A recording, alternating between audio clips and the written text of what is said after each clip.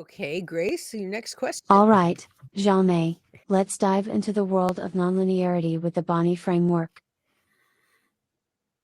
My first question for you is, how does the concept of nonlinearity apply to the current COVID-19 crisis? I missed part of that word. To the current what crisis? COVID. Oh, to the COVID crisis. Well, pandemic disease is actually almost a canonical version of a biological nonlinear system. That is, where there is a tremendous there can be a lag between the induction and the consequence. There is often a scaling challenge where something that starts small can balloon up very quickly because of the nature of the biological connections that allow transmission of disease. We can think of nonlinearity as a recognition of the potential for surprising and rapid changes in scale, and the potential for a real lag between cause and effect.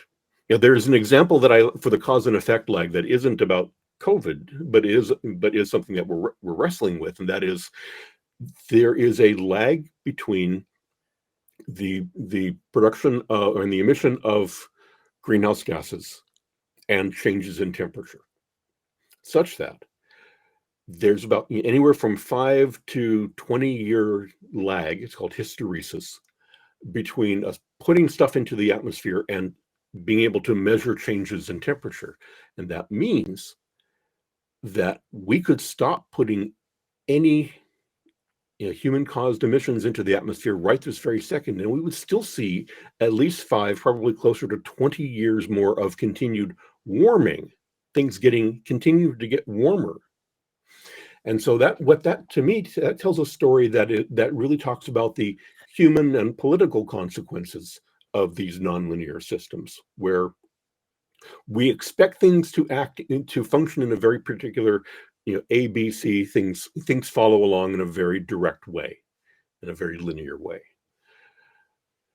But many of the systems that trouble us are systems that, because of the nonlinearity, have this enormous gap between cause and effect, enormous gap between the actions that can be taken to start them and the actions that can be taken to mitigate them.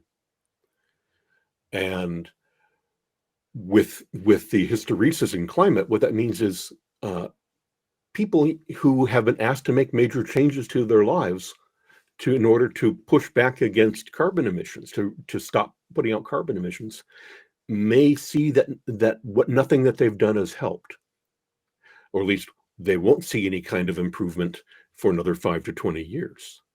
And so you think about that not as a geophysical problem, but you think of that as a political problem. Similarly, you can see that with COVID and other kinds of pandemic disease, our ability to flatten the curve, our ability to introduce vaccinations and other form, the whole herd immunity concept, is not something that happens immediately, and is not something that every single step makes it that much better. It's something where you need a sufficient level before there's a step change. And so thinking in terms of nonlinearity would help us to recognize that not all of our positive beneficial actions will have an immediate incremental benefit.